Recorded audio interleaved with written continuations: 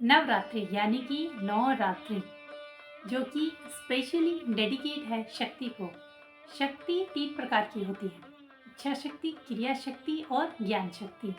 इच्छा शक्ति माँ काली, क्रिया शक्ति माँ लक्ष्मी और ज्ञान शक्ति माँ सरस्वती। अगर इन 3 को 3 से मल्टीप्लाई किया जाए तो नंबर आता है 9। अब कई बार मन में सवाल होता है कि नवरात्रि 9 दिन की ही क्यों होती है, उससे कम 8 या उससे ज़्यादा 10 या 12 दिन की क्यों नहीं होती। तो जो ये 9 नंबर है इसे बहुत ही इम्पोर्टेंट माना गया है और कुछ लोग अष्टमी में ही नवरात्रि के व्रत का समापन करते हैं, जबकि अगर नवरात्रि 9 दिन की है तो इसे 9वें दिन समापन करना ही बेटर माना जाता है। और वैसे भी 9वां दिन माँ सिद्धिरात्रि का होता है। और अगर 9 नंबर की बात की जाए तो अगर इसे देखा जाए हमारे हिंदुइज्म में, जैनिज़्म में, चाइनीज़ में और हमारी हिंदी संस्कृति में इस नंबर को बहुत ही इम्पोर्टेंस दिया गया है और इसे बिगेस्ट नंबर माना गया है।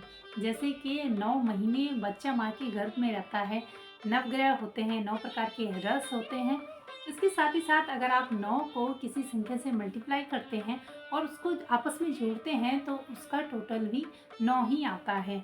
तो ये एक तरह से संपूर्ण माना गया है क्योंकि ये हर एक चीज़ को पूर्ण करता है, इसीलिए 9 नंबर को बहुत ज़्यादा इम्पोर्टेंस दी गई है।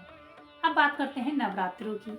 अगर नवरात्रों के व्रत में या जो ये 9 दिन होते हैं इसमें आप पूरी श्रद्धा और उपासना से अगर नवरात्रि के व्रत करते हैं तो इसमें अगर आपकी कोई इच्छा है या आप किसी काम को करना चाहते हैं, ये कुछ ऐसा काम है जिसे आप छोड़ना चाहते हैं, तो कहते हैं कि इस व्रत को करने से पूरी मनोकामनाएं पूर्ण होती है।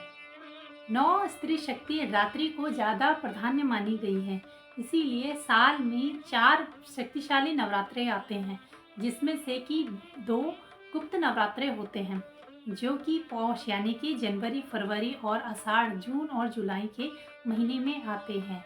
बाकी की 2 आते हैं चैत यानी कि मार्च, अप्रैल और शरद यानी कि जो इस साल 15 अक्टूबर से शुरू हो गए हैं।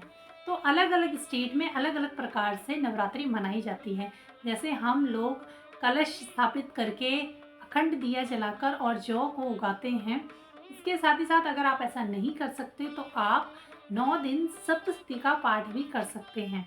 इसके अलावा आप जैसे कि हर एक दिन हर एक देवी को डेडिकेट होता है तो आप हर एक दिन उस देवी के मंत्र का जाप भी कर सकते हैं। इसके साथ ही साथ आप सबसे ज़्यादा जो ज़रूरी है वो है कि आप 9 दिन तक जो है उपवास कर सकते हैं। उपवास करने का मतलब ये है कि अगर आप उपवास करते हैं तो इससे आपकी आंतरिक के साथ साथ आपकी जो बॉडी जो डिटॉक्स होती है उसके साथ ही साथ आपको आध्यात्मिक ज्ञान की भी प्राप्ति होती है। इस तरह से नवरात्रि में साधना करने पर आप न सिर्फ अपनी फिजिकली बॉडी की मदद कर रहे हैं बल्कि आध्यात्मिक उन्नति की ओर भी प्रगति कर रहे हैं। धन्यवाद।